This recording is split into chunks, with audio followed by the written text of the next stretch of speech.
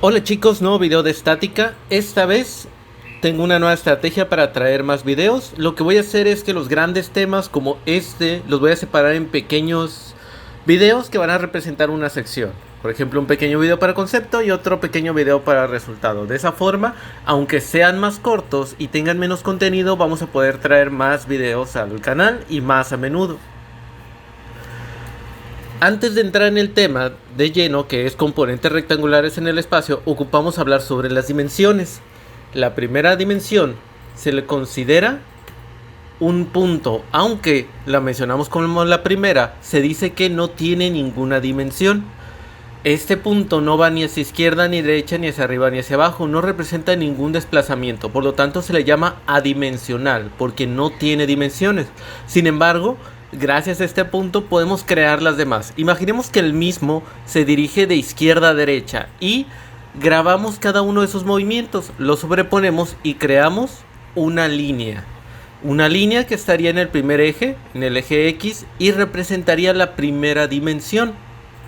Ahora bien, si esta misma línea la desplazamos hacia arriba o hacia abajo, generamos una segunda dimensión y a su vez un segundo eje, que sería el eje Y, siendo nuestra nueva figura la combinación de ambos ejes y representando las dos dimensiones. Aún hay un movimiento más, hasta aquí es lo que hemos visto en videos anteriores. Sin embargo, el día de hoy vamos a agregar una tercera dimensión, que es la profundidad. ¿Qué ocurre si esta figura se mueve hacia atrás o hacia adelante? Generaría un nuevo eje al que llamaremos Z y una figura que tiene tres dimensiones o tres maneras de describirse. Como recordarás, en videos anteriores utilizamos una estrategia o una herramienta para convertir problemas físicos en problemas matemáticos y poderlos resolver mediante trigonometría. Esta herramienta se llama plano cartesiano, que nos permite, en base a dos ejes, X y Y, transformar el comportamiento de un vector en una simple línea. En este caso, utilizaremos una estrategia parecida, llamada el espacio cartesiano. Sin embargo, como notarás, considera un tercer eje, el cual sería Z, pero vale más una imagen que 1000 palabras, así que veamos cómo se ve con la herramienta GeoGebra. Es así como se vería un vector de dos dimensiones. Como podemos ver, tiene un desplazamiento en X y tiene un desplazamiento en Y. Y aquí tendríamos su magnitud y su ángulo, tal y como lo hemos realizado en videos anteriores. GeoGebra también nos permite convertirlo en componentes rectangulares de una manera muy sencilla. Simplemente entramos a configuración, nos vamos al área de álgebra y aquí las coordenadas polares serían las que podemos observar. Si le colocamos coordenadas cartesianas, automáticamente nos lo va a separar en sus componentes rectangulares, siendo el primero X y el segundo Y.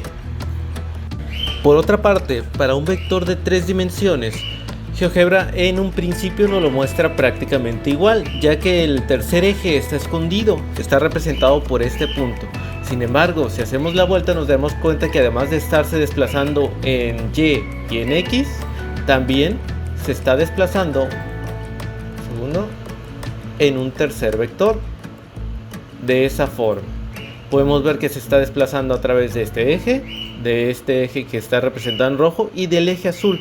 Tiene tres movimientos. Si hacemos lo mismo que en el caso pasado, podemos ver que está representado aquí en sus componentes rectangulares, y si le queremos cambiar la configuración para ver cómo sería en sus componentes polares, simplemente nos vamos para acá y ya tendríamos sus coordenadas, y como vemos nos arroja tres ángulos. Posteriormente vamos a explicar a qué hace referencia estos tres ángulos. Ahora bien, esto implica nuevas fórmulas. La primera proviene del teorema de Pitágoras, cuya única diferencia es agregar un tercer cateto. Como lo prometido es deuda, también existen nuevos ángulos. Igual que en casos anteriores, utilizaremos la trigonometría, solo que en este caso resultará más de un ángulo y todos ellos se resolverán mediante el coseno. Esto se debe a que, como puedes ver, para el coseno de X se utiliza el componente X entre el vector, dado que el ángulo X se define como el que se genera entre la recta del vector y el eje X. En el caso del ángulo Y, se utiliza el mismo principio. Como puedes observar en el dibujo, en este caso consideraremos el vector y el eje Y, siendo el ángulo Y el que queda en medio de ambos, y lo mismo sucede para el ángulo Z. A partir de este punto, si se tienen los tres ángulos, se pueden obtener los tres componentes rectangulares de forma bastante sencilla. Para el componente X se multiplica la magnitud del vector por el coseno del ángulo X, y lo mismo hacemos para obtener el componente Y y el componente Z. Por último, habrá ocasiones en que no se tenga información suficiente para simplemente sustituir en las fórmulas anteriores. Para estos casos se utiliza el método del vector unitario. Para efectos prácticos, simplemente lo consideraremos un medio para obtener la proporción entre los componentes y el vector, que como puedes ver se obtiene mediante el coseno del ángulo y nada más.